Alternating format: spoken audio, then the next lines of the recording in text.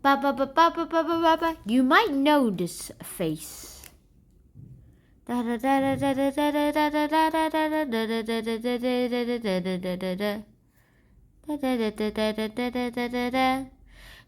we will be talking about Franklin D. Roosevelt.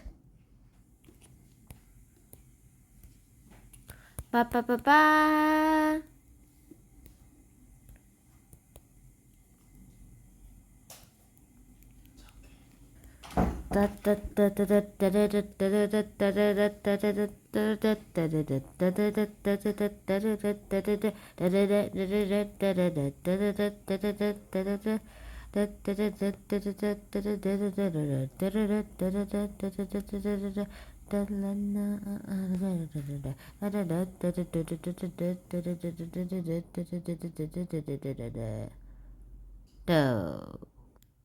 Or FDR. Let's get started. Hi guys, and welcome to a new episode of the channel. And it's been a while since I did my last reaction, so I thought, why don't we do one today? So let's get started. Today we'll be talking about Franklin D. Roosevelt, or FDR. Let's get started. Now I wasted 1 minute and 30 seconds already, so let's get in it already. So, according to my sources, and one of the titles said that Franklin D. Roosevelt had the greatest childhood of all time. And it just turns out that he probably had. Because if you, well, no, that was Winston Churchill. And because, well, he was born to a rich family. And he just seemed to be able to do a lot of things. He didn't have to go to school. He was homeschooled, by the way, so for all those people who are going to school but don't want to go to school, you still have to be schooled at home. But then, years later, he got the polio virus. Oh, by the way, before we go to the polio virus, I have to say a few things about his own childhood. He was born on October 11th in New York City. That's a very lucky place to be born in 1884. Oh, sorry, wrong place. Wrong person. That was Eleanor Roosevelt. He was born on January 30th in Hyde Park, New York. Well, New York, that's not bad. In 1882. And he did a lot during his educations. He graduated from Groton University. He graduated from Groton School, not university. It's called Groton School. And then he graduated from Harvard. University with a BA in history. Now that's something to be impressive about. And eventually he married his close cousin, Eleanor Roosevelt. They were related, but not related enough so that when they married and have kids, the kids would be sick. But still, they became married. Eleanor Roosevelt and Franklin D. Roosevelt got married, and then they had their own times together. And eventually he got a lot of political times too. During his political years, he ran for governor, senator, and eventually vice president, and finally president.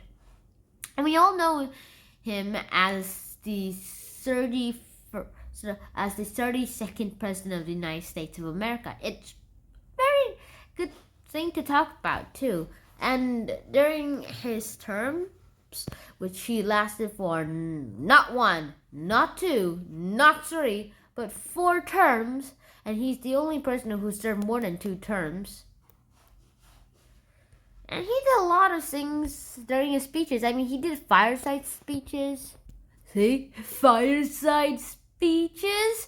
Well, anyway, back to the point. And these fireside speeches were all part of the way so that President Franklin D. Roosevelt could get to have the nation to not worry at all. I mean, he was president during the Great Depression, and he created like 15 major laws that would affect people on how they worked, and giving people jobs for that matter. And during World War II, okay, his childhood is complete, so we'll skip that part. And also, before World War II, he actually contracted polio, which is a virus that actually destroys the nervous system, sort of. I mean, at least that's what I have found out about it. And it looks a lot like a coronavirus to me.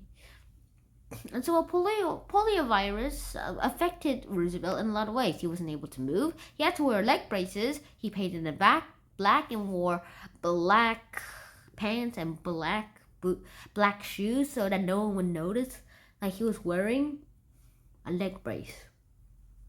And once he ran for president, World War II happened. And during World War II, he fought as hard as he can until, well, April or March of 1945, just a few months before September 2nd, when World War II officially ended.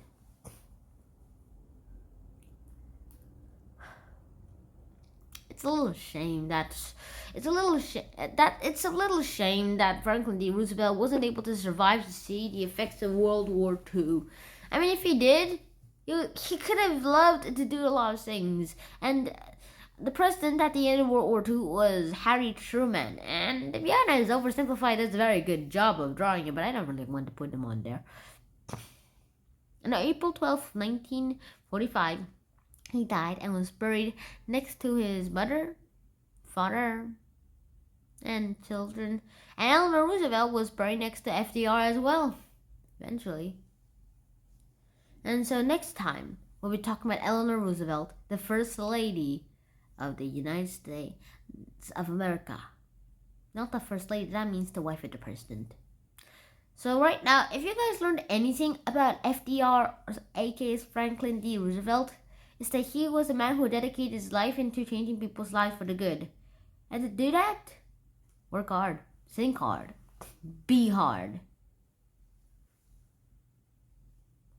So this is the end. I hope you guys did enjoy this episode, and if you guys did, please like, share, and subscribe to the channel if you haven't already, and I'll see you in the next episode. Shnan out, peace.